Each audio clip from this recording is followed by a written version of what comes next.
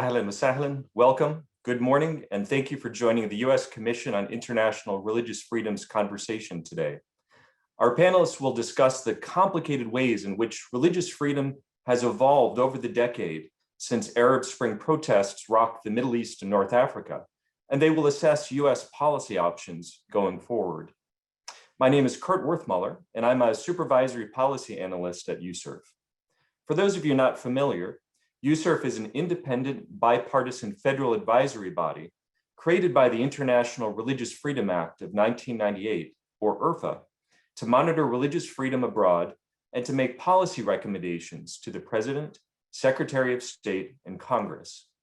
Our work is led by 9 commissioners appointed by the President and the leadership of both political parties in the House of Representatives and the Senate, and is supported by a professional staff of about 20.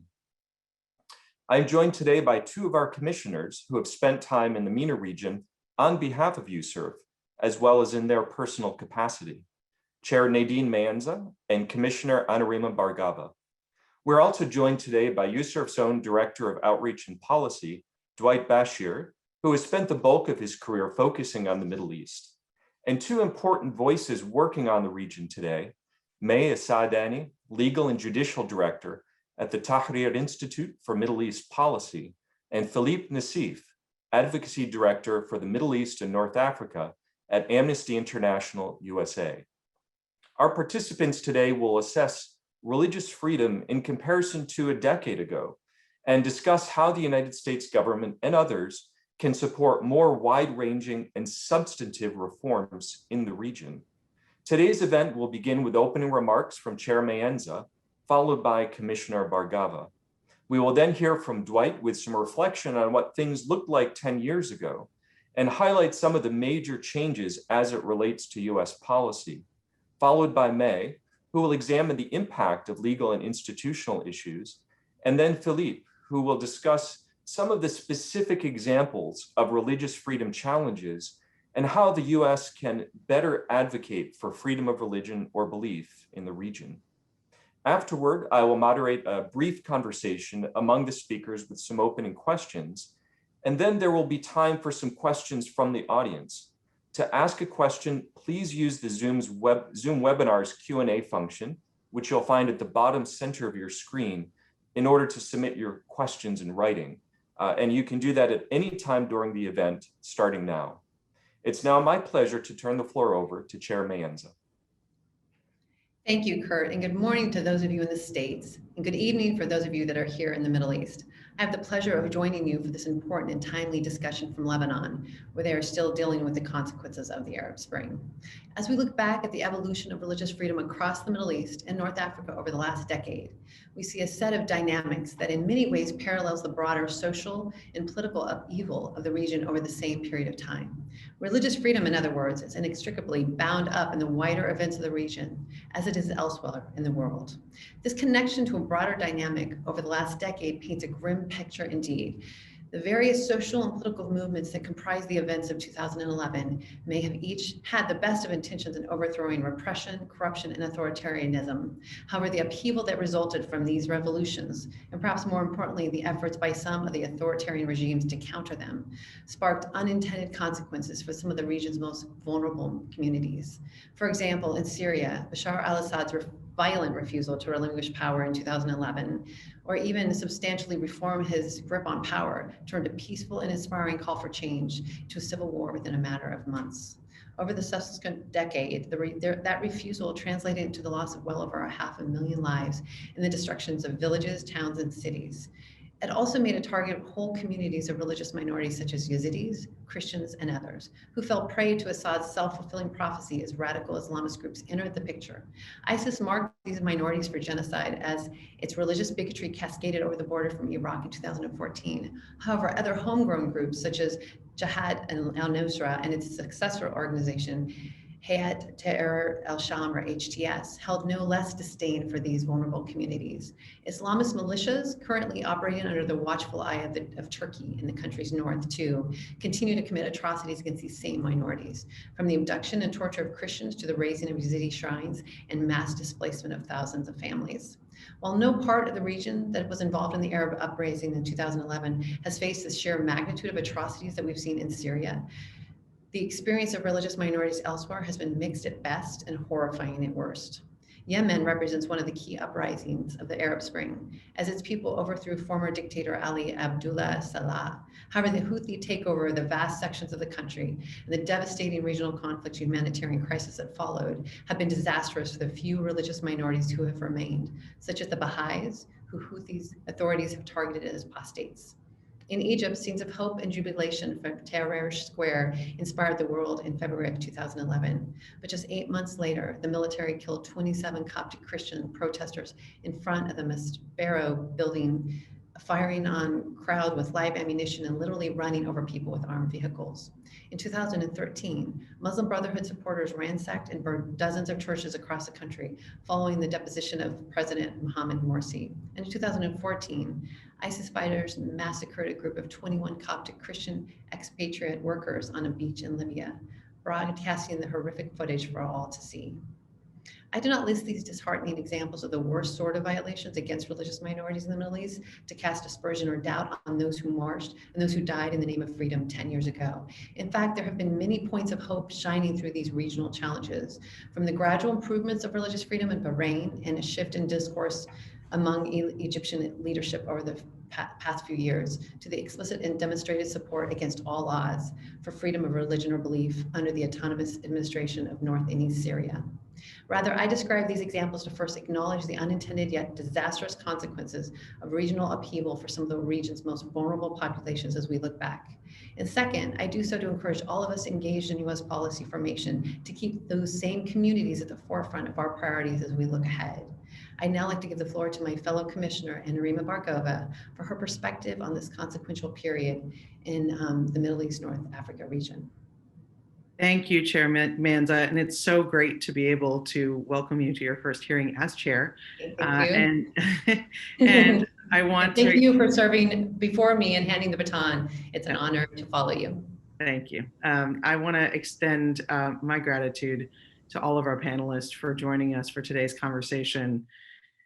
10 years after the Arab uprisings of 2011, some notable progress has been made on religious freedom in the Middle East. At the same time, many of the authoritarian systems that spark the uprisings and negatively impact religious freedom in the region remain in place. Given this reality, the United States and like-minded countries should only redouble our efforts to demonstrate a principled commitment to advancing freedom of religion or belief in the region. On a positive note, Middle Eastern governments recognize now more than any time in the past that promoting religious freedom is of importance to the United States and perhaps of importance to their governance as well. Several have organized and hosted international conferences on religious freedom, opened centers promoting religious tolerance, and enhanced or built new houses of worship for religious communities. Egypt's government has renovated a synagogue in Alexandria and opened a new Coptic cathedral outside Cairo. Bahrain has recently completed renovations on a synagogue in Manama and is slated to soon complete a church that will serve as the headquarters of the Catholic Church in the Gulf region. United Arab Emirates is constructing an Abrahamic family house, which will be home to a mosque, a church, and a synagogue in one common space. At the same time, individuals and communities continue to face restrictions, sometimes egregious, throughout the region. Public worship for non-Muslims in Saudi Arabia is forbidden. In Algeria, Protestant churches remain closed after years of discrimination by the government. Qatar continues to deny visas to members of its small Baha'i community who resided in the country for decades.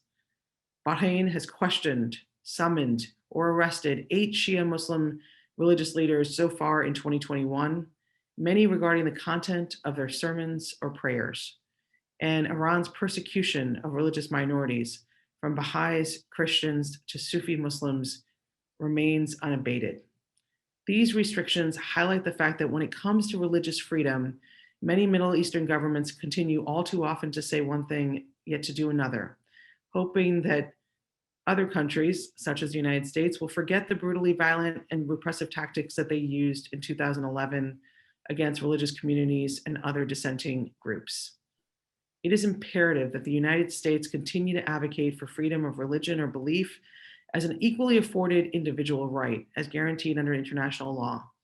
It should not be acceptable to any US administration that countries continue to repress religious communities while claiming that conferences, religious tolerance centers, and new houses of worship for selected groups represent sufficient progress towards meeting their obligations under international law. In addition, we remain concerned that governments in the Middle East continue to use religion itself as a basis for restricting people's rights. Saudi Arabia has made some important progress in reforming the guardianship system imposed on women. Yet, as we know so acutely, the system remains in place in which the government uses religion as a basis to treat women as legal minors for life and invest state resources in returning them to male guardians if they try to escape. Several states in the region continue to use religious justifications to criminalize blasphemy, apostasy, or being lesbian, gay, bisexual, transgender, or intersex, including subject to the death penalty. And these prohibitions are enforced to different extents in so many of these different countries. Many of the region's countries have focused their post-Arab Spring efforts on combating corruption and on economic reform. While these changes are necessary, they must be accompanied with meaningful political reform as well. USCIRF encourages the United States government to continue to call for the equal protection for all, without regard for religion or belief, or for governments to cease, and we also call for governments to cease using religion as a basis to protect or restrict, to restrict individual rights. Where governments do not comply with international law, the United States and like-minded governments should hold them accountable and urge these governments to reform their systems and their policies. Kurt, I will turn the conversation back over to you. Thank you. Thank you so much, commissioners. And we'll move the conversation right along by turning it over to Dwight first. Well, thank you. And it's great to be on this side of the platform today to talk about some of my assessment going back 10 years, actually. Have been covering the region for the Commission for many years before the events of the Arab Spring, and I wrote a piece that was published in 2011 that talked about assessment of how things looked. And I remember specifically referring to what was going on in Egypt at the time as a stunning human rights victory, when Mubarak, after 18 days, stepped down because of the popular uprisings. A lot of hope at the time. Throughout the region, what happened in Tunisia and so on. But what I'm going to do here is give you a sense of what things look like at the time in the immediate months after the uprisings, and what has transpired to some degree in the past 10 years, and then just talk about a few of the policy options that I think would be important. And I think the key word today from my perspective is consistency. US policy needs to be consistent, or I don't think we're going to have much traction in the region. At the time, I used three themes that run through many of the government actions or inactions in countries where there are severe violations. First, I looked at state-sponsored hostility toward and repression of religion. And what I used at the time was the Pew Research studies as one of the markers for how things were going. Obviously, they look at a number of different sources, but back 10 years ago, when you looked at the MENA region, it was by far the highest in terms of government-sponsored hostility toward religion. 3 countries in the region were in the top 5 in the world. Saudi Arabia and Iran ranked 1, 2, and Egypt was number 5 10 years ago. Fast forward to today, what has changed? Iran's still right there, number 2, as far as the markers are. Saudi is no longer in the top 5, but that doesn't mean there are other issues, which I'll touch on later. But now we find Syria in the top 5 on the Pew rankings there. So So things have evolved a bit, and we know what has been happening in Syria. Secondly, they looked at social hostility of religion, which has significantly increased over the past decade. Egypt and Iraq were among the worst 10 years ago. Iraq is still very high, but now Syria finds itself in the top 5 for social hostilities. Another element to assess things was the state failure to prevent and punish religious freedom violations, also known as impunity. A number of countries in the region still have authoritarian regimes empowered that keep a tight clamp on individual rights and don't respect or adhere to the rule of law. The absence of accountability breeds lawlessness. That's been documented and proven, which encourages, indeed, individuals to attack and even kill others who dissent from or fail to embrace their own religious views, particularly members of religious minority communities. Countering impunity and promoting respect for the rule of law, in my view, are among the most significant challenges that the United States and international community face as they develop policies and effectively promote the protection of freedom of religion and belief around the world. Now, when you look back 10 years ago, Al-Qaeda was already in full force, other terrorist groups, in terms of striking different targets. There had been an increasing rhetoric of interest to go after religious minorities. I recall a bombing in Alexandria, Egypt, and Iraq. There was a bombing of a church. So Egypt and Iraq were already experiencing these, and Al-Qaeda was using their ideology as a justification. But certainly nothing has compared to what happened in 2014 in Iraq, when we watched a genocide committed by ISIS as it emerged out of Al-Qaeda in Iraq. And Yazidis and Christians suffered the brunt, but also the majority Shia population were targeted. Now what you see is Shia militias rampant and wreaking havoc, and supported by Iran in Iraq. So the tables have turned. We saw sectarian violence, bouts of that continue, but now we see the pendulum has turned, and that's a constant concern there. When we look at the state of blasphemy laws in the region, they've in fact expanded.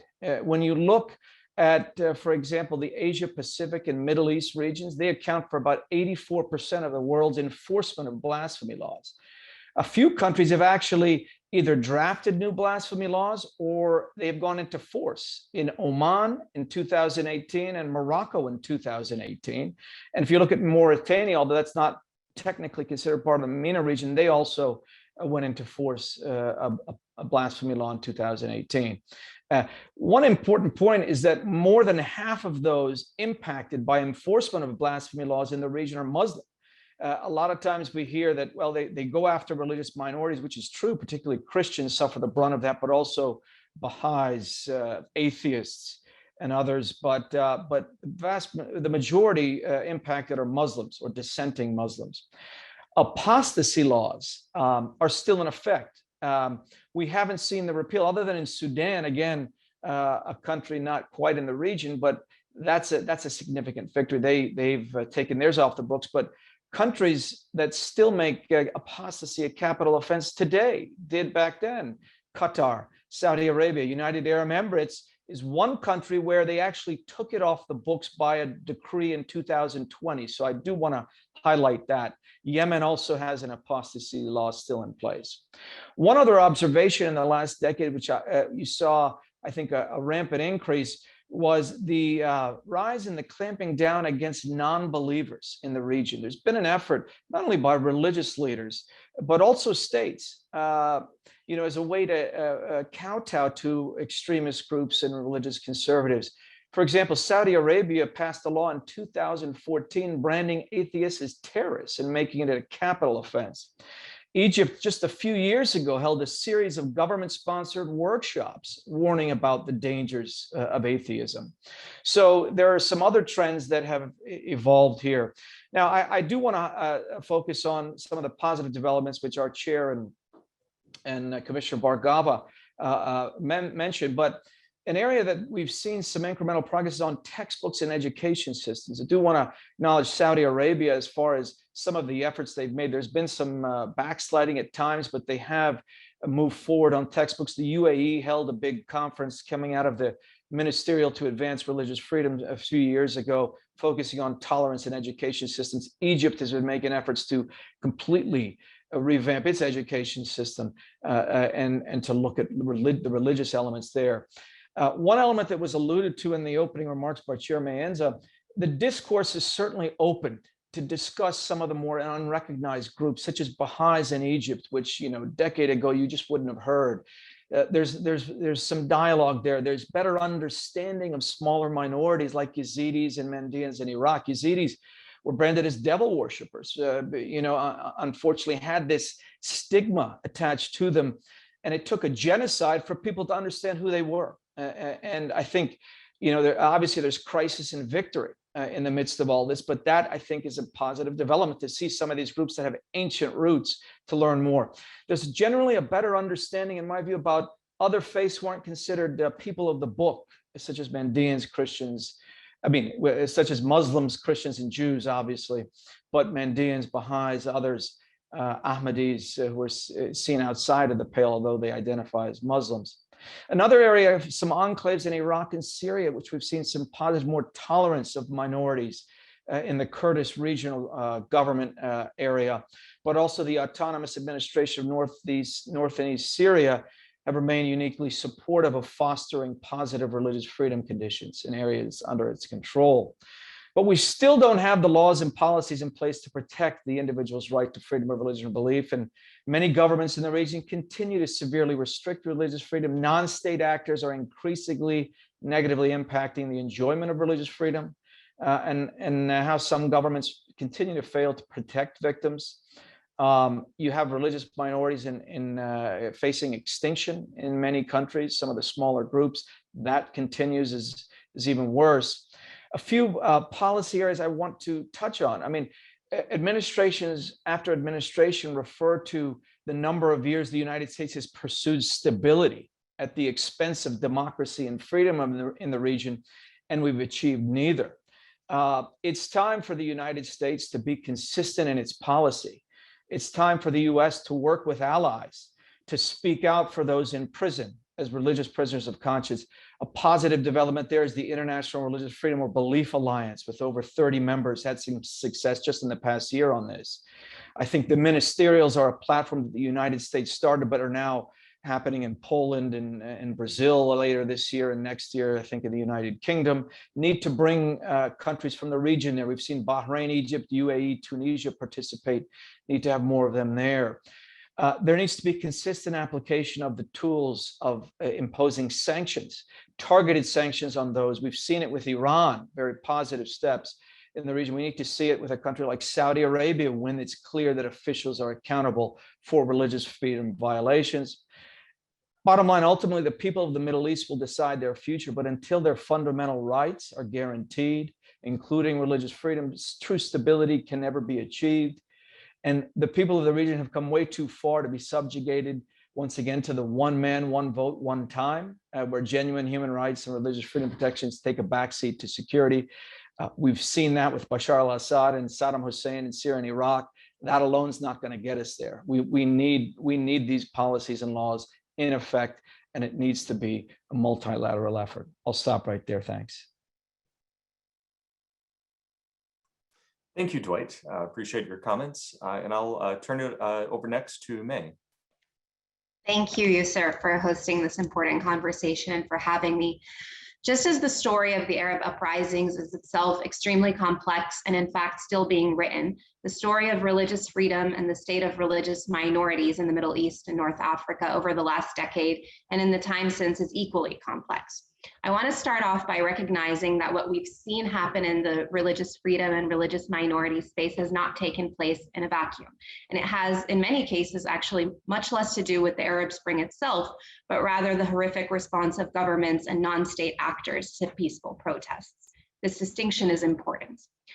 As we saw the space for organizing and expression expand as protest movements in the region flourished, we saw the space for organizing and expression around religious freedom also expand.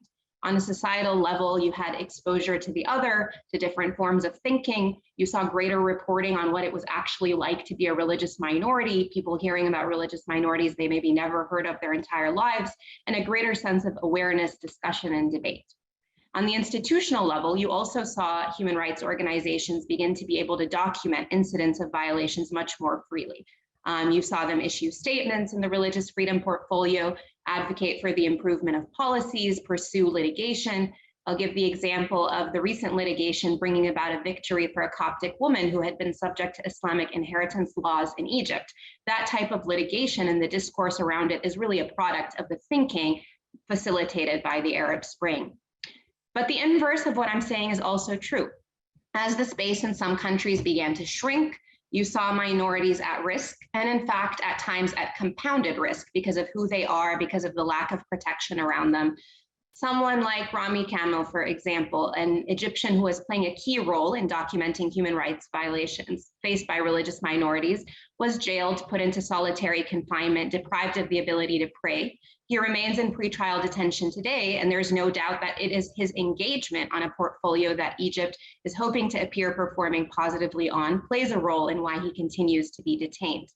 Or the example of someone like Abdel Masih Romeo, a Christian protester detained in Iraq in March of 2020, who is caught currently in incommunicado detention, and his identity as a Christian puts him at greater risk in a system where religiously affiliated militias play a complicated and heavily engaged role in the detention system.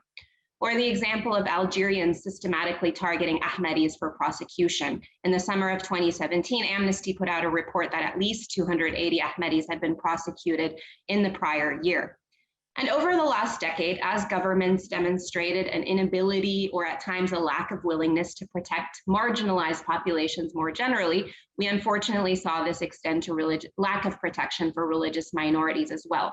You, of course, have the example of the Yazidis, who my co-panelist spoke to, or the horrific execution of Nabil Habashi Salama, a Coptic man who had been kidnapped in Egypt in November 2020 by Wilayat Sinai, but whose execution we learned of in April 2021. That's someone who had been kidnapped and the state had not taken sufficient steps to secure his release. This inability to protect religious minorities has also coincided with a general lack of accountability that Dwight spoke about, the sense of impunity. Of course, the example of Egyptian Christians being the subject of targeted violence in smaller villages and then being made to participate in customary reconciliation sessions at the expense of justice subjects them to further harm and has failed to bring about justice. In many cases, the Christians who actually faced persecution end up having to flee their own homes when they themselves were the victims. Or the example again of Yazidis remaining in limbo and remaining unable to return to their homes. The sense of lack of protection has extended to impunity. Does the religious freedom space has its own particularities? Certainly.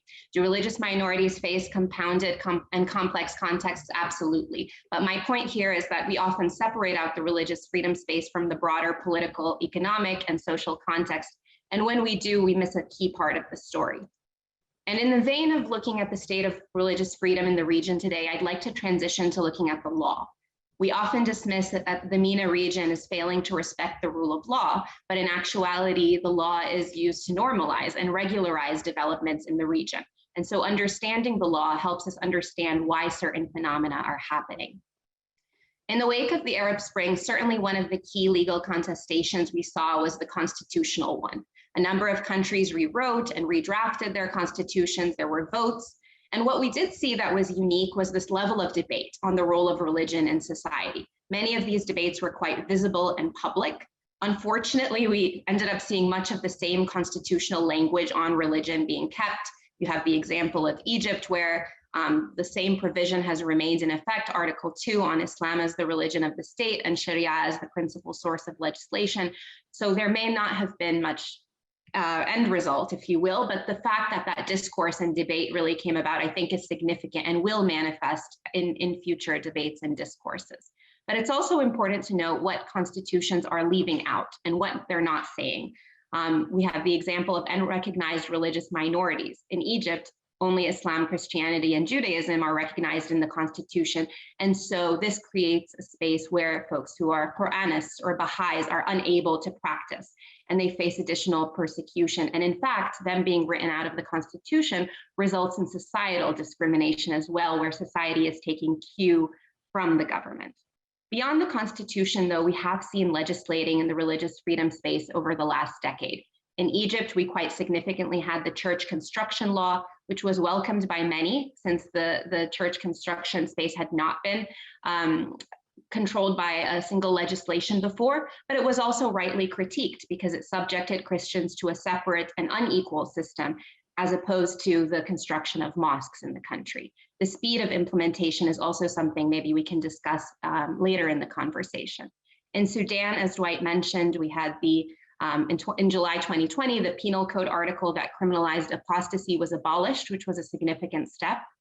Regionally, though, we've unfortunately seen more and more regulations restricting preaching. The recent Pew poll that compares 2007 and 2017 tells us that 13 countries in the region had regulations of this type, and in 2017, that number rose to 18. There's the example of Jordan, which has recently been engaging with its imams and recommending specific sermons that those imams preach around.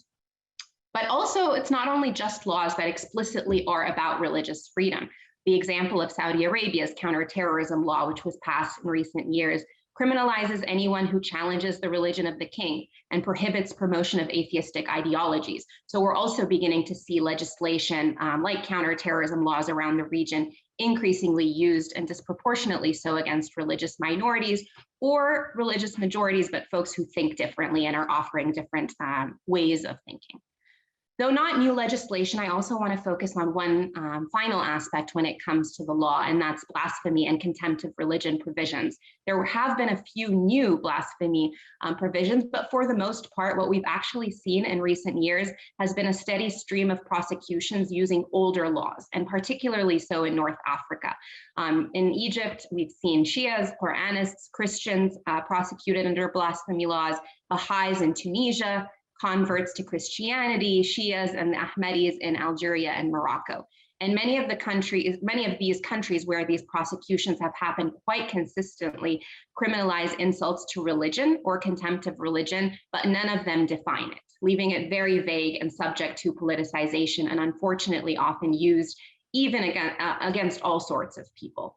Then you have the example of a country like Tunisia, which doesn't explicitly criminalize insulting religion, but uses other laws to the same effect. Public morality laws, public order laws, which again, criminalize expression, freedom of religion, freedom of belief in that space.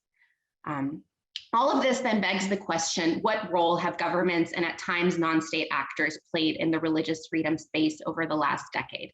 I think certainly religion continues to be a lens that governments and non-state actors are using to reach particular audiences.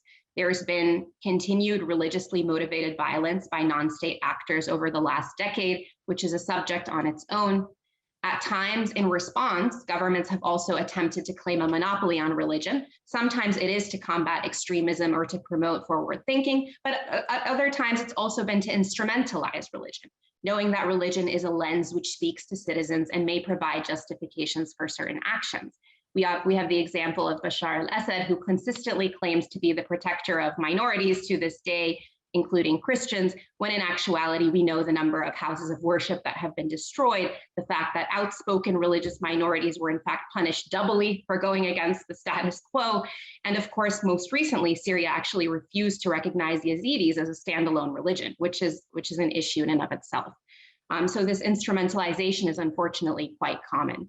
You've also certainly had political parties and informal movements in folk religion, but that's not the focus of what I want to talk about. I think, but one point I want to make is that I think we can expect religion to continue to be a defining lens. And so engaging on it and defining what it actually means to have religious freedom is important. But I will note that the region is ever changing. A 2019 Arab Barometer poll shows a significant increase in those who identify as non-religion. So query as to how religion or not will continue to be instrumentalized in the decades ahead. And I think this is an interesting point for researchers to be thinking about.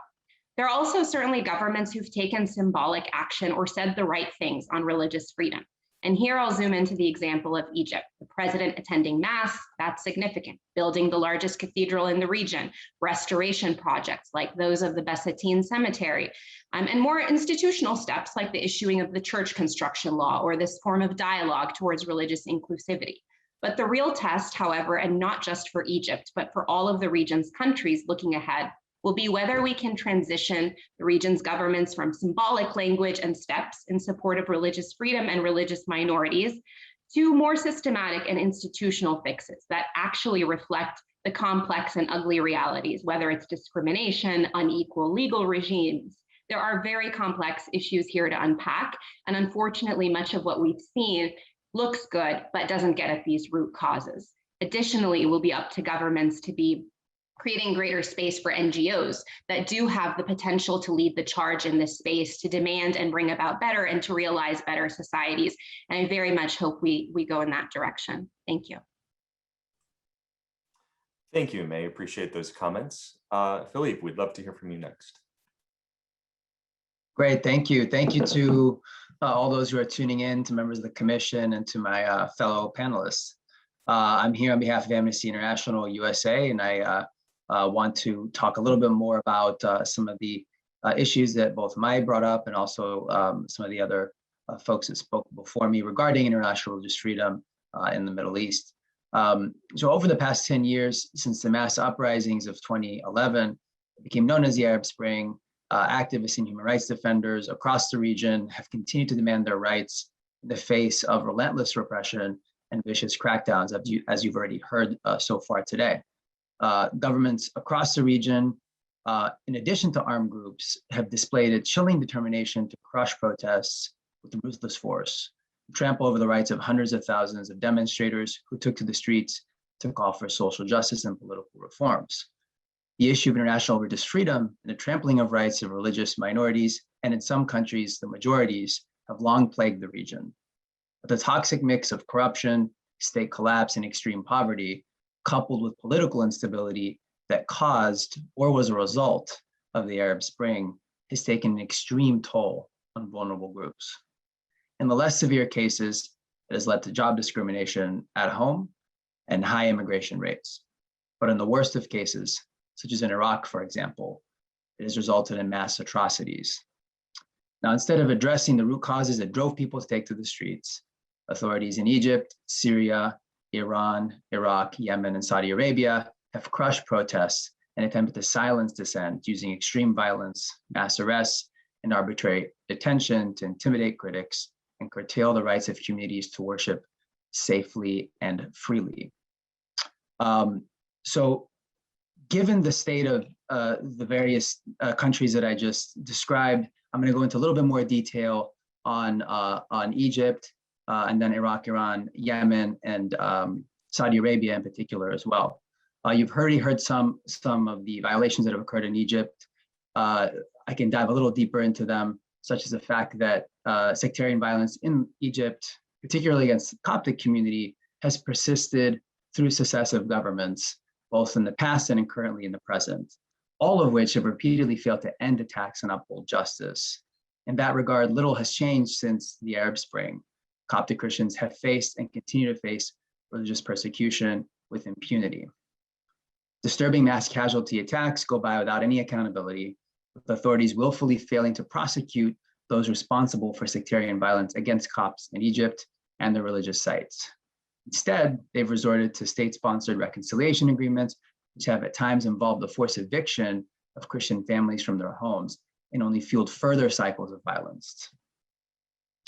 Despite President Sisi's claims of being an ally of the Coptic Christians, his government has only continued to actively aid and abet their persecution and going further to silence and punish any criticism of it.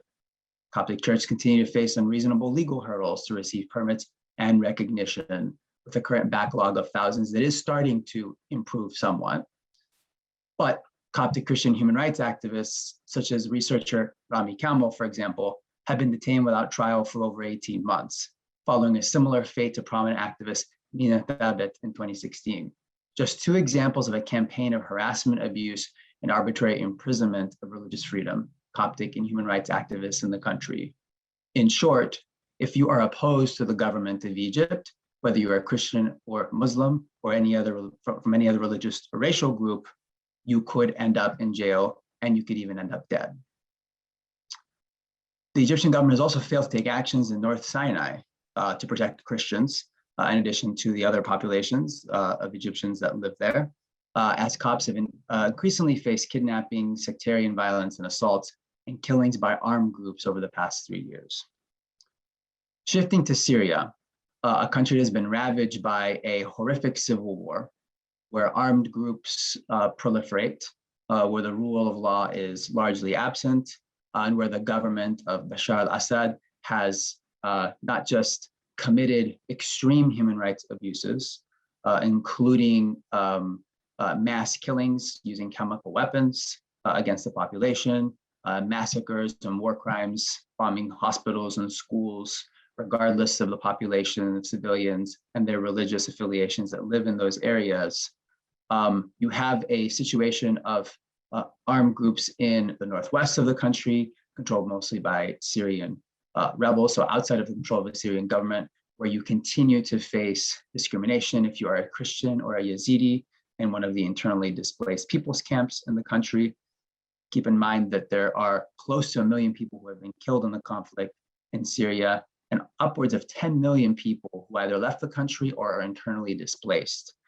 Many of those people aren't just Sunni Muslims who face extreme persecution at the hands of the Syrian government, but also are Christian, Yazidi, and other religious minorities and ethnic minorities within Syria proper that face this discrimination. Amnesty International, Human Rights Watch, other human rights organizations have documented all of these abuses, including the many Yazidi women who are separated from their children while fleeing ISIS strongholds in Syria, and in many cases were tortured and trapped in sexual enslavement and abuse.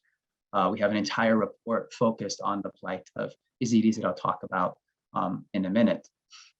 Shifting to Iran. Iran explicitly has its position of curtailing any kind of dissent within the country, whether it's political dissent, and that has increasingly criminalized and perpetrated violent abuse against religious minorities in the country. Iran is actually quite diverse in terms of some of the smaller groups of religious minorities, Jews, Christians, Yazidis, non-Abrahamic faiths that exist in the country itself, who all have faced some level of abuse at the hands of the Iranian authorities or other armed groups in the country. Members of religious minorities, including Kurdish, Sunni Muslims, Baha'is, Christians, Gharnabi dervishes, Yarisan, and converts to Sunni Islam or Christianity continue to face overwhelming discrimination, ranging from education and employment to arbitrary arrest and imprisonment, torture, violent harassment, home raids, death sentences, and executions solely for practicing their faith. These are all human rights violations, of course. The authorities have continued to commit systematic human rights violations against the Baha'i minority in Iran, including forcible closure of businesses, confiscation of property, and hate speech on state media. Sunni Muslims continue to face restrictions on establishing their own mosques. And in 2020 and 2021, authorities continued an ongoing wave of arbitrary arrests and enforced disappearances targeting hundreds of Iran's disadvantaged Kurdish minority. In Iraq, for much of the 2010s, ISIS carried out a horrifying campaign of ethnic cleansing on a catastrophic scale against religious minorities in northern Iraq, including Yazidis, Assyrians, Christians, Turkmen Shia, Shabak Shia, Kakai, and Sabai, and Mandayans. Shia, Yazidi, and Assyrian Christian sites of worship were razed to the ground with rampant massacres, sexual violence, and mass abductions targeting Yazidis in particular. And yet, instead of making an effort to protect these already vulnerable minority groups, the Iraqi government not only actively turned a blind eye to the sectarian violence and armed militias, but went further to arm unaccountable Shia militias against the Islamic State. Iraqi authorities completely abandoned their obligation under international law to ensure the safety of the country's ethnic and religious minorities. Iraqi authorities, particularly in territory captured from ISIS, have disturbingly failed to protect Sunni civilians from war crime-ridden reprisal attacks and massacres by Shia militias consistent of abductions, killing, mass displacement, and burning of homes and mosques. In some cases, these religiously motivated abductions and killings took place in full view of local authorities. And to this day, Iraqi officials have refused to make public the whereabouts of over 640 Sunni men and boys disappeared by the PMU in 2016. The government has not only failed to effectively investigate or bring a single person to justice, but these militias, part of the popular mobilization forces, are openly state-supported, funded, and armed. That is tantamount to an active aiding, abetting, and sanctioning of war crimes and religious persecutions by the Iraqi government. In Yemen, since the Houthi armed group seized control in 2014, persecution of members of the country's small Baha'i population and nearly erased Jewish community is only intensified. Amnesty International has documented the arbitrary detention, fair trial violations, and harassment, torture, and forced deportation of dozens of Baha'i Yemenites over the past 6 years. Yemen's Jewish community, numbering the tens of thousands as recently as early 20th century, has been progressively eroded and exiled, with Houthi forces expelling the majority of the country's few remaining Jews in March of 2021. The forced expulsion of Jewish families is essential to their mission, and it's led to an incredible amount of harm and displacement of that community in the country. For years, Houthi authorities have detained scores of Baha'is, with dozens of unlawfully imprisoned at any given time, taking a page from the Saudi playbook, using its counterterrorism tribunal as a thin veil to persecute religious minorities on bogus terrorism and spying charges.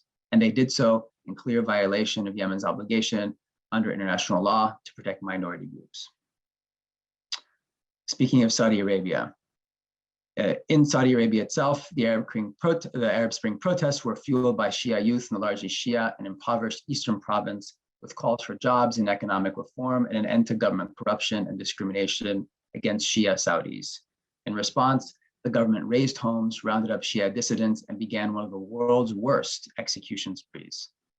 Members of Saudi Arabia's Shia minority continue to face brutal systemic discrimination, from outright violent religious persecution to markedly limited access to basic public services and employment.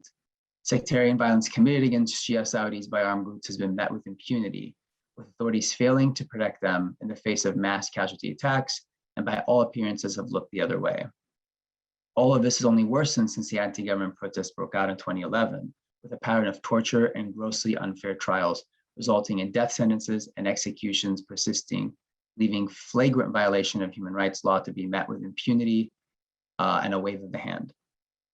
Since the Arab Spring, the kingdom's judiciary has undertaken a sweeping campaign of death sentences and executions of Shia activists and clerics, including minors, for alleged participation in protests during the Arab Spring.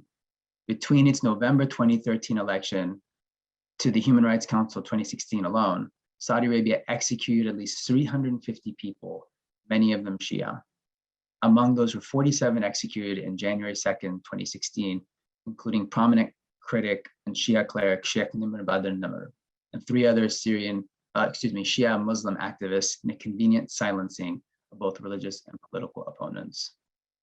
Now, the list of violations in all of these countries is quite long and indeed overwhelming.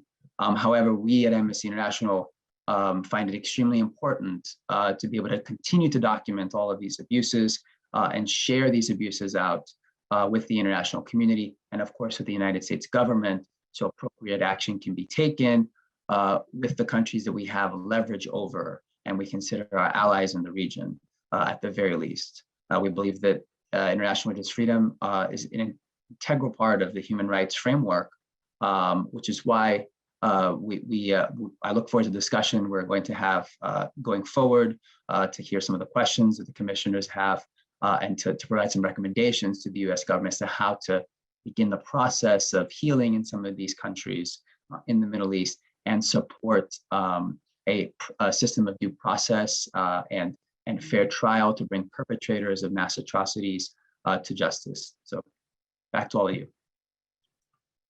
Thank you, Philippe. I appreciate your perspective, and thank you to all of you for your perspectives and painting a vivid and appropriately complex picture of religious freedom in the MENA region over the last decade. I'd like to now turn to a time to discuss some of these issues a little bit. Before I start off with a question of my own, I'd like to remind the audience to ask any questions that you might have using that Q&A function at the bottom center of your screen, and we will get to as many of those as possible in the time remaining. First, I'd actually like to ask a question that is closely connected to Philippe's closing remarks about moving ahead. And this is a question related specifically to US policy and, presumably applicable to other countries, other partners that may be interested in watching. So my question is, and I'll extend this question first to our panelists, and commissioners, please feel free to chime in as well if you have some thoughts about this.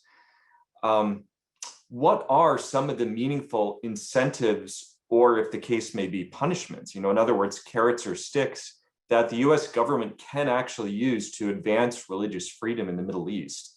What are some of the tools that we've seen have been effective in the past, either specifically within the religious freedom space or in other areas of different sorts of human rights that we can draw lessons from that could actually make a difference as we look ahead to the coming decade? What are some of the most useful tools that we can look at in that regard?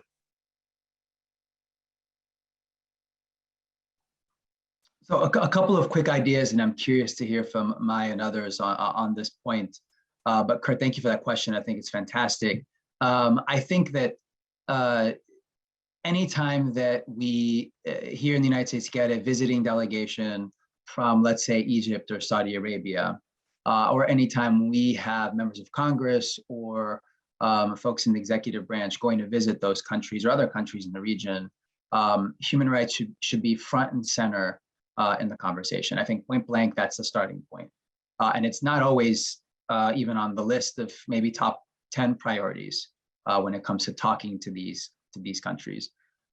So I think that's the first course correction that needs to be made. That's actually rather simple, and it takes the United States government to actually say that this is something that they will take seriously and implement. I think the second thing is that when visiting some of these countries or when receiving these delegations here in the United States, in either case, talking about some of the individual cases, talking about some of the folks that are sitting in prison right now as we speak here in this forum, who were asking for very basic human rights, whether it was freedom to worship, a better economy, a right to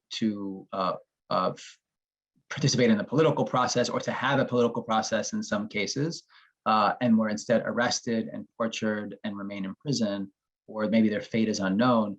There needs to be questions that's asked by the US officials meeting with these delegations to why this is happening. And there needs to be a very firm, this is unacceptable statement that is told to these countries. As somebody who is an advocate for human rights, who is responsible for all of our advocacy with the United States government, I'm told oftentimes that private engagement is best. I don't believe that's always the case. I think you have private engagement, and when that doesn't work, you have a public chastising of some of the positions that these countries are taking to crush dissent in the country and in fact drive out whole communities, whether that's their intention or not. And so it's time that we look at our relationships, the United States relationship with these Middle Eastern countries more holistically, where security is important, but human rights, fair economies, the protection of vulnerable populations is also important, and in fact is a part of the security strategy, or should be, in making sure these countries remain stable. If not, we are in a perpetual cycle of violence and upheaval that will not end, will continue, because the seal of fear is broken in the region, and people are not afraid to speak out for what they want, even in the face of horrific violence and mass arrests. I think the third thing, and then I'll stop talking, the third thing that I recommend that that our US government officials do is when they are meeting with officials in Egypt and Saudi Arabia, in Jordan and other countries, that they actually ask as part of the plan to go to visit these countries, as part of the agreement, that they actually meet with dissidents, that they meet with people who are either imprisoned or have been imprisoned and released, activists. It could be a Coptic Christian activist in Egypt. It could be a Sunni Muslim activist in Egypt. It doesn't matter. Hold these roundtables where you bring these voices in and lift them up, because you will demonstrate that they are important voices that cannot be silenced in the eyes of the United States. And that sends a message to the country, to the government of that country, that the United States is serious about protecting human rights and international religious freedom. If I may, I can jump in here and add to Philippe's point. I agree absolutely on messaging and travel. I would just add that at times, I think the US is so desperate for positive developments in the religious freedom space that we don't exhibit the nuance and the ability to say, great job on restoring the cemetery, not so great job on these customary reconciliation sessions, which are subjecting Christians to additional harm. That balance and that nuance, I think, is necessary. We can praise governments for the good that they do, but as allies, we should be also critiquing them upfront and right next to that same statement about the things that they can do better. And I think, unfortunately, that type of discourse is often missing from the religious freedom space. And it kind of gets to what Dwight was saying earlier on the necessity of consistent US policy. I would also say that when traveling to the region, calling for releases of particular individuals, but also engaging on tangible institutional reforms. We know what laws are on the books. We know what laws facilitate bad practices and normalize them.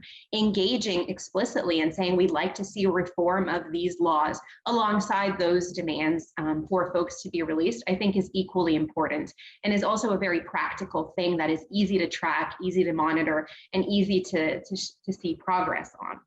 I'll also add that I think there's a lot of space for smart funding and soft power. The US gives quite a lot of funding to these governments and civil society and other actors in a variety of different spaces. And I think thinking creatively, are these judges in Egypt that are hearing blasphemy cases being trained by our Department of Justice? Many times they are. Are they participating in sessions paid for by USAID? Sometimes they are. So thinking creatively about where we are engaging with governments, not just in state-to-state relationships vis-a-vis state or defense, but thinking a lot about where our soft power lies and if we can train judges to do better, if we can be working with education advocates, if we can be working in the health spaces, kind of thinking about the spaces where we are allotting resources and raising those religious freedom issues, I think is equally important. It's not just the government on its own as an executive that's setting religious freedom policy. It's also these ministries, these cabinets, these judges, all of which are receiving various forms of support from the US. And the last thing I'll add, I think, is a new tool, but an important one that Dwight mentioned as well, and that's targeted human rights sanctions against human rights abusers. I'm not talking about overarching sanctions on a country. I'm talking about targeted sanctions like through Global Magnitsky and otherwise. I think as a human rights community, there's a need to begin to apply tools like that to holding perpetrators of religious freedom violations to account. And I think it definitely sends a strong message. We haven't seen that application of those types of sanctions, those types of targeted sanctions, I think, in the religious freedom space, and that is an interesting tool to be exploring to course correct. Let me just piggyback on that, just to say that actually on the Iran case, it has been used. There are tools that have been used targeting officials in the religious freedom space. For me, as I mentioned earlier, and I think both May and Philippe have touched on it, I mean, if there's not consistent application, it's going to be seen as a political move. And so ultimately, when you see a Shia man being executed in Saudi Arabia, you know, if you don't, I mean, if you impose a sanction on an Iranian judge who sentenced Baha'is to a serious sentence, and then you execute someone in Saudi and you don't have a commensurate type of targeted sanction, that sends a massive message. And I understand the argument, because in traveling to many of these countries and not only interfacing with officials foreign officials, but talking to our government, our embassies and the State Department, the reality is, the answer is we talk about these things behind closed doors. At some point, USCIRF over the years has said, all right, the combination of public and private, discussion and diplomacy is important. But over a decade, over 2 decades, when you don't see the movement, what are you left with? And so we look at this and we see administrations who are, going back to the Bush administration, the democracy agenda. President Obama went to Cairo, had that big speech, talked about freedom of religion or belief in the broader human rights and democracy construct. And again, all these get dismantled because of events or because of the reality of importance of security and stability. So for me, there's got to be a massive shift, a titanic shift, because you can't have status quo if you want to see true movement. And frankly, the U.S. can't be the only catalyst. This has to be a multilateral effort. What we saw with the sanctions on China, Chinese officials, for what happened to Uyghurs, when you had the Americans, the Europeans, the EU come together. If we have some similar activity, it sends a gigantic message. Why can't we see that in the case of where we see severe persecution? So that's I think what we're need to get to. It's very complicated because we have a lot of partners who we have a lot of other issues, and we've honed in on this. But to me, until we get to Groundhog Day over and over again. Thank you. And commissioners, do you have anything further to add to these comments? No, I don't. Thanks, Kurt. I'm curious about tying security funding or the way that we fund like a country like Iraq, give them all this money, and yet they're still not prioritizing things like pulling back the militias. And I understand how difficult that is. I'm curious from our panelists too, is that an appropriate type of response to some of these governments that we give so much money to? Or to Kurt? I'm curious to hear your thoughts on that one. I could just jump in real quick to say that, there's always been a debate, and I'm sure others will. I mean, Egypt is the biggest example, getting more than $1 billion of military aid, but they also for years got a significant chunk of economic support funds, which included democracy, but also education, health. And there's always this robust debate, should there be conditioning of aid? USCIRF over the years has recommended, benchmarks that need to be hit before aid is released. The administration, both the Obama administration, Bush administration looked at these. The Trump administration didn't really get into that issue, but there was some talk of conditionality, to make sure that the human rights aspect is indeed moving, and there's some reforms. But in the end, every time, and I can say with much assurance that every time it gets released and you don't see the kinds of measurable, genuine changes that you would expect to if they're going to get hundreds of millions of dollars. And so I personally don't know exactly what it's going to take because that military and security aid is so vital for so many other things. How do you make it clear that this is all tied together? You can kind of patch, use Band-Aid solutions. But if you want the long-term stability, you have to get toward these human rights, these deeper human rights problems. And so I think there's got to be some creative ways to get to that. May and Philippe, do you have any further thoughts about this question of the relationship between advocacy for religious freedom, other rights, and military and other forms of aid? Yeah, I'll add one thing. I mean, I think I'm a believer in, if the United States is going to sell weapons, for example, to some of these countries or provide military aid to some of these countries, and there's evidence that some of that aid has or weaponry has been used against protesters, for example, or against specific communities, then there should be a very serious conversation with that country as to why that aid should continue, or those arms sales should continue if violations like that are allowed to occur. So I think that that's sort of the framework that we operate within at Amnesty International when it comes to arms sales, okay? And we've applied that to Saudi Arabia due to the horrible violations that have occurred in Yemen.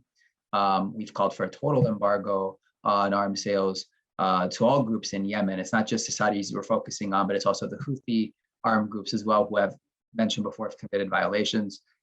We don't really have much of a relationship with them like we do with Saudi Arabia. So therefore the pressure falls primarily on Saudi Arabia as a major recipient and buyer of US made weaponry.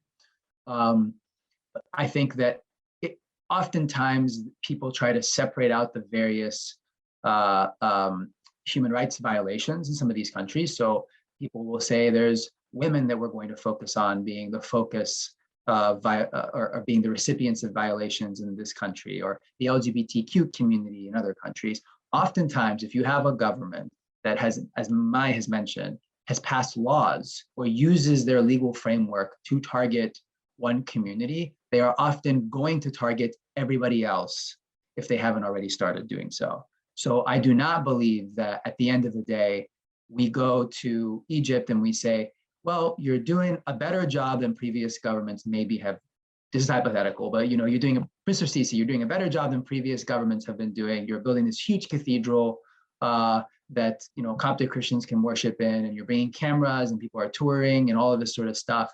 But you're executing LGBTQ activists. You are still, Egyptian women are facing hurdles in every level of society, whether it's to advance their economic position or their political positions in the country.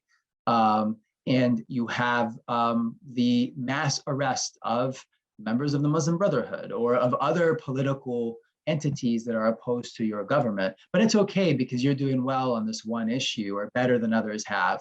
So we're gonna take one step at a time here, and baby steps, and watch you improve. That's not how it works. I think that if you give any ground, if you cede any ground, a human rights ground, to a perpetrator of human rights, to a human rights violator, you are ceding everything to them, and you don't even realize it. I think in our political system in the U.S., it's not like that, really. It's completely different. So we have to get out of the mindset of, very tepid punishment when violations are occurring, and really go big and go hard on them when we see violations take place. And so I don't really believe in breaking these things down. I believe in, again, holistically approaching all of it and saying, these are your people. Here are the violations that are occurring against everybody. And here are the ways that we expect you to improve or else. Just very quickly, 2 points on the holistic approach. I absolutely agree. A government that is not respecting religious freedom is also not respecting the broader human rights, and vice versa. A government that is violating human rights, I can assure you, religious minorities and the practice of religious freedom is being implicated, whether we see it or not, and whether it's being reported or not. So I think that's one important note. And then very quickly on conditionality. Yes, I think there is an argument to be made that aid conditionality on at least a portion of aid can bring about results. I think there's quite a lot of smart people who've written about this, and we have a few examples, but not many in history. But at the end of the day, when there's a national security waiver, and that national security waiver is used to circumvent the conditionality, unfortunately, that doesn't mean much. So I'll say I think conditionality is a unique and fascinating and potentially very strong tool, but only if we are willing to actually condition the aid and not release it under the pretense of national security, which I think is honestly short-sighted and doesn't take into account how these governments are creating instability, if not slowly over a long period of time, and how it will affect our relationship and our interests on the long term, even if we don't see it in this immediate moment. Thank you all. Appreciate those thoughts. I'd like to shift gears a little bit for a moment. I've heard a few glimpses throughout the conversation this morning of the ways that gender issues overlap with this religious freedom space.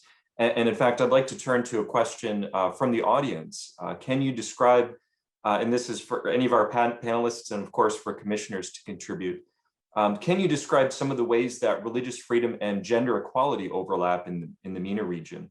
And what are some of the ways that we can, on one hand, hold governments that violate those areas of overlap accountable, or in the same token, support organizations, civil society, or perhaps welcoming governments who do want to improve religious freedom conditions for women in particular?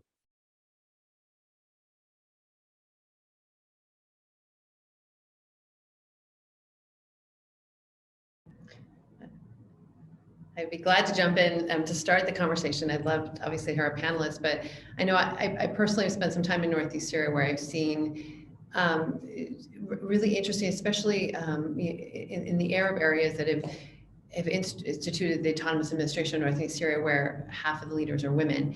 And in talking, especially with the Arab women leaders and their families, hearing their stories about how, before ISIS, they didn't leave their home without a guardian. Then ISIS came and, they saw that wasn't their faith. And afterwards getting involved in the government and getting permission really from their family to be involved in the government.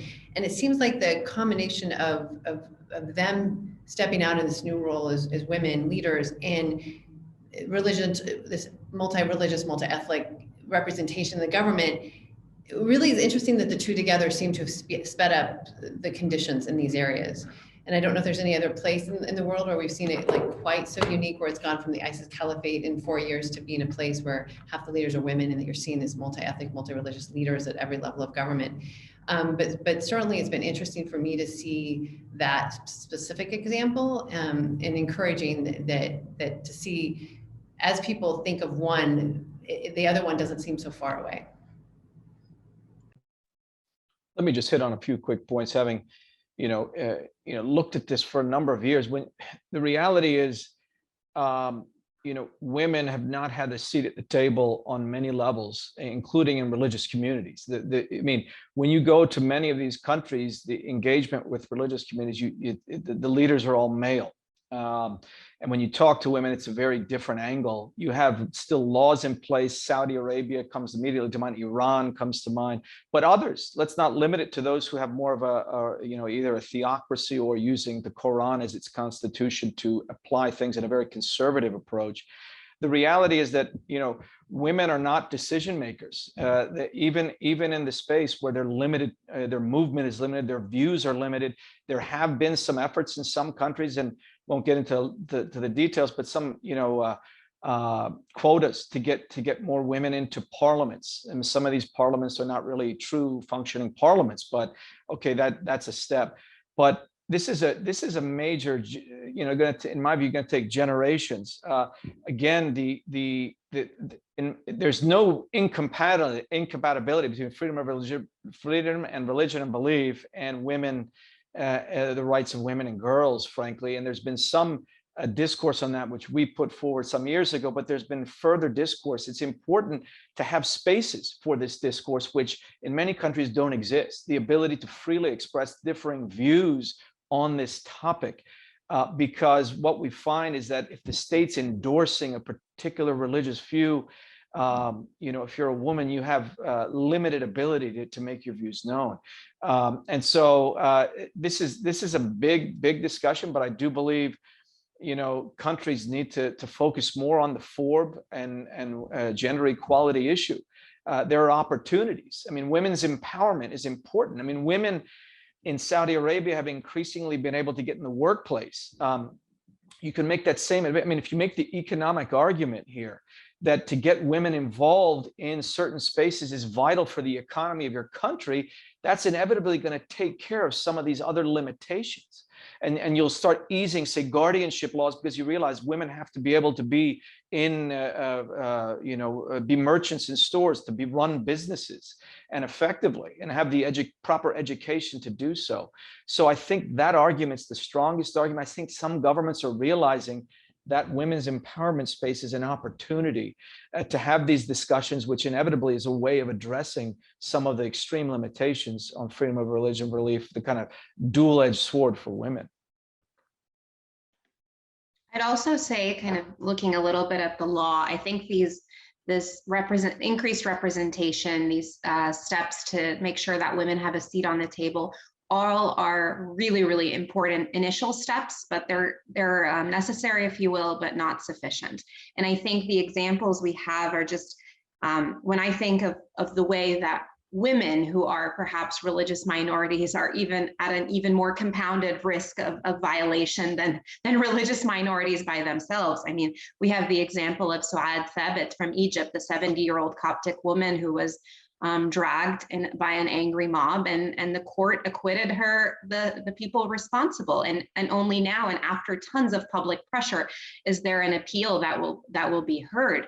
That's an example of someone who is already a religious minority, so subject to violations, but her status as a woman and the fact that women have less access, less representation, less justice before the judicial system, I think really tells us how we got here and why we got here. So I think thinking about kind of the overarching system that implicates women and women's access to justice is significant. It's not purely a religious freedom issue, but it does manifest in the religious freedom space.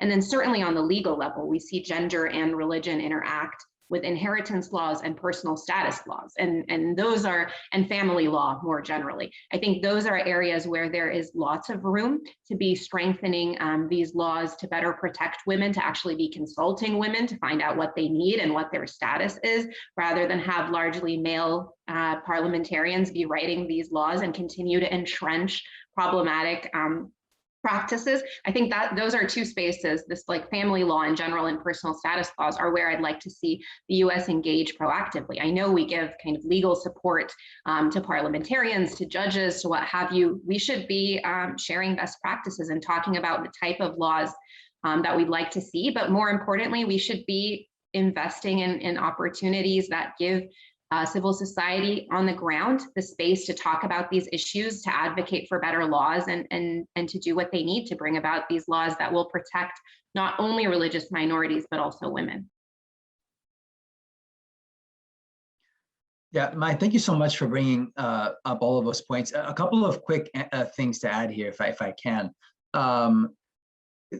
When I mentioned earlier about how U.S. visiting delegations can meet with activists, I think it's a perfect example that just was given to us about 2 days ago. There was a mother, an Iraqi mother, who had pitched a tent outside of a municipal building in Iraq and was protesting the Iraqi government's inaction to investigate the killing of her son, who was a human rights defender or activist in the country. There have been over 700 protesters who have been killed in Iraq over the past year and a half. And that's been documented very well by Amnesty International and other human rights organizations. This woman, just yesterday, the day before, was attacked by a whole bunch of armed men, whether they were affiliated with the government directly and they're part of the Iraqi security forces, or one of these armed groups responsible for all of the abductions and killings plaguing Iraq right now. I don't know what her status is or whereabouts, but this is the kind of person that needs a meeting with the next delegation that goes to Iraq, because she is a woman. I don't know if she's a member of a religious minority or not, but the fate of her son is the same fate of so many countless Iraqis, Yazidis, Christians, Kurds, Shias, Sunnis, other groups that have faced a level of oppression that has just been unbelievable. And it's not just with the current government or the past government, it's been over the past decade and a half of instability where there has been no investigations whatsoever, and these crimes have gone completely unaccounted for. And so I think that's an example of a collision of the women's rights movement, which I would love for the women advocacy organizations here in the United States to take up the cause of Middle Eastern women that are at the forefront of a lot of these movements. In the recent protest movements in the region, I'm thinking of all of the Lebanese women that stood in front of all of the young men and put themselves in harm's way to prevent clashes in 2019 between the men and the other men, the security forces, with the government. And I wonder what would have happened had they not done that. So I guess what I'm saying is women have found their voice in the region. They always had the voice. They always had their voice. Nobody listened to them. People are starting to listen to them. And they're being very, very bold in asking for these changes. And they often come, not always certainly, but often come from some of these embattled minorities that are just fed up with being ignored and forgotten. And so we have to find a way to lift up these voices as well when we're meeting with these governments across the region. It's something that we have to really push harder for as folks in the advocacy community.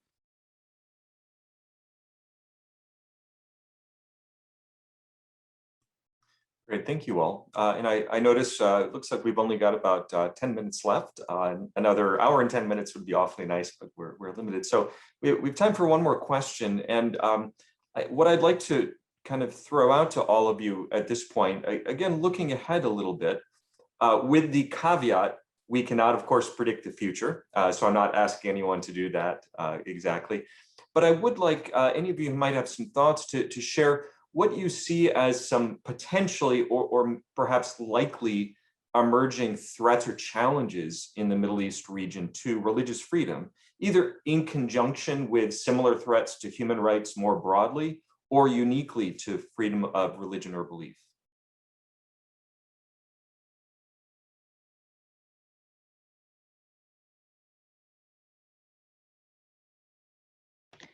I can give it an initial shot. If I were to say one thing, and I think it's something we're already seeing and that we all mentioned today, but will continue to be one of the primary lenses for me, it's just the closing space. The closing space for expression, the closing space for creative thinking, the closing space for innovation, the closing space for association, just the sense that there is only one right way. And oftentimes it's the way either articulated by a government or by a non-state actor, and that anything outside of that is a challenge to the system and so must be eliminated. And I think this is unfortunately what we're seeing toward the larger human rights community, but it's certainly also what we're seeing towards the religious freedom community. There is less and less space for religious freedom organizations to do documentation work, for them to be doing advocacy, for them to be influencing legislation, for them to exist in some contexts as well. And I think that as governments and as non-state actors kind of view anything that's different as an existential threat to them, religious freedom will be severely affected. Religious minority communities will be doubly harmed.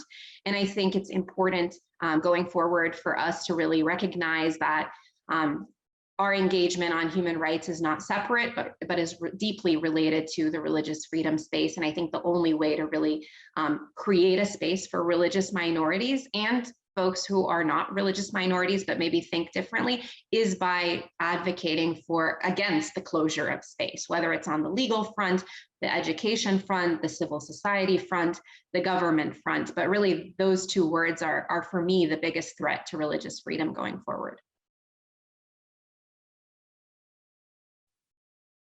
Yeah, I think that Mai really nailed it when she talked about the closing space. I'll add closing geographic space as one to the list, and one that I'm really concerned about. And what I mean by that is that you've got some of the greatest human rights violators in the region largely calling the shots in many of the countries that often have some of the most diverse populations in the region. You have Iran, you have Saudi Arabia, and then you have a third entity, which is just armed groups. Non-state actors in Lebanon and Syria and in a few other countries in Yemen. The combination of that trio has caused so much instability and fed into so much instability in Iraq, which was one of the most diverse countries in terms of ethnic and religious diversity in the region. In Lebanon now, where Nadine is currently, and where a lot of my family is from originally, where you've got Christians, you've got Druze, you have other minority groups looking at each other saying, what's happening to one of the few places where we found refuge for centuries, and people are leaving. And so you've got failed governance, you've got agitators, regional agitators, feeding into that failed governance to carve out their own spheres of influence, and human rights abuses are their method of carving out those spheres of influence. And you have all of the shrinking spaces that Mai just illustrated as the result. And when you have no room to breathe, you get desperate. And so you're seeing a lot of violence break out in some of these countries. If people are not leaving, as I mentioned in my remarks, they're engaging in some level of protest or in some cases armed confrontations because it's like sort of their last stand. And so you have a real serious situation unfolding across the region that has been building up for years. You have real disinterest from the United States that didn't just start with the past administration of President Trump, it started before that, where people are just sort of tired of the headlines of the region, of conflict and chaos and inability for anybody to really do anything about it, and have been shrinking away, unwilling to engage. And I think that gets to the heart of the matter of this is not just security lens that we're viewing this region from. It is the lens of humanity, of human rights, of listening to who we are as a nation and a country, and upholding ourselves to those standards and looking at a part of the world that we've been very involved in, we meaning the United States, for a very long time. And you can't just cut and run without helping some of the populations where you have influence to sort of better themselves and better their lives and push those governments to, in fact, enact a lot of the reforms that you've heard discussed today. So I think that we really need to start to paint a picture of the Middle East and North Africa as sort of one that has much more potential than it's being given credit for, and it needs much more engagement that it's being given in the last decade or so. And it's not just security engagement, it's a human rights engagement. It's an international religious freedom engagement, which fits in the paradigm of human rights. I think that is what we really need to push forward as protests continue and these voices are growing louder for change. We have to be there to support them to the extent that we can. I would just say, I think rather than look at the challenges that could emerge in the region, that to me the biggest challenge is not seeing the United States with partners take a lead on this with this new administration. There's so many opportunities right now. If the U.S. does indeed engage, which appears it will, with the UN Human Rights Council, there's going to be platforms. And I think, there's a lot of like-minded governments here on these issues that realize it's not only in their interest, it's in the interest of these countries. There's opportunities that exist if the United States and other partners don't take this opportunity to hoist these. I know we have a lot of other concerns, but there are real opportunities ahead. And so to me, the challenge is if you don't address these in the next year or two as a priority, to demonstrate that these things are important human rights priorities, and not just as part of the, that religious freedom is a human rights priority, as part of the whole foreign policy apparatus. We're already hearing some of this messaging, which is great. The previous administration elevated the issue, but now I think we need multilateral platforms to utilize, because ultimately there's a checkered history of the United States presence in the region. No matter, depending on who you talk to, you can't avoid at least saying that. You get all the way to hypocrisy, you get all the way to inconsistency, et cetera. This has to come as a collective effort for the betterment of these countries. We want to see these countries succeed. So if you don't have countries coming together to talk to each other and say, this is in your interest, we want to help you get there genuinely, which I hear is some of the rhetoric coming out of the administration, this new administration, that I think there are opportunities. And to me, that's the biggest challenge. If we don't seize on that, then we'll see another several years go by of more of the same. Being here in Lebanon, one of the emerging threats that hits you in the face here is the fatigue and the lack of interest in helping refugees and finding a permanent answer for this long-term displacement. There's over 1.5 million Syrian refugees still here.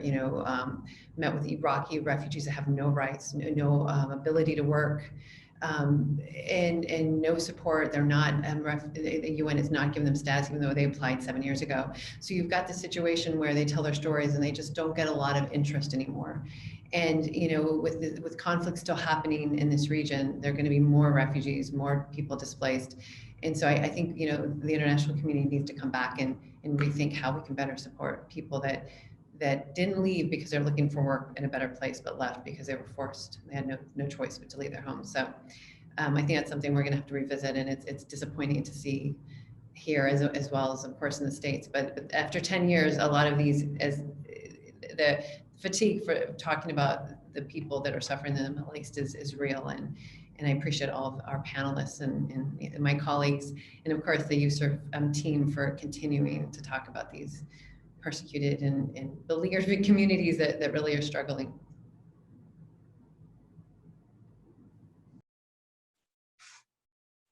Great. Thank you very much.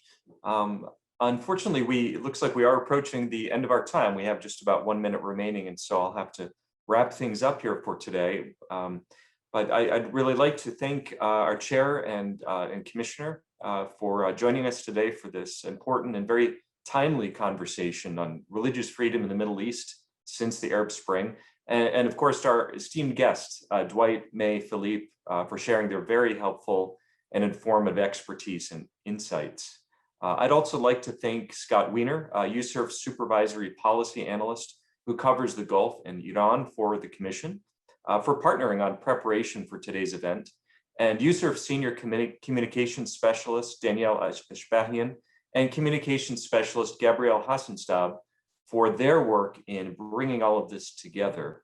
And if you would like to learn more about USCIRF's work on the Middle East and North Africa, I'd encourage all of you watching today to visit our website at uscirf.gov. And we look forward to hosting similar conversations on other countries and issues in the months ahead. Thank you all again for joining us, and have a wonderful day.